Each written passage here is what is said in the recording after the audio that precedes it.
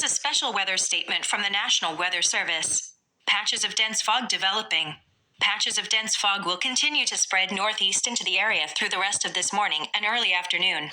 The thickest fog will reduce visibilities to 1 mile or less, with some locally dense patches less than 1/2 mile.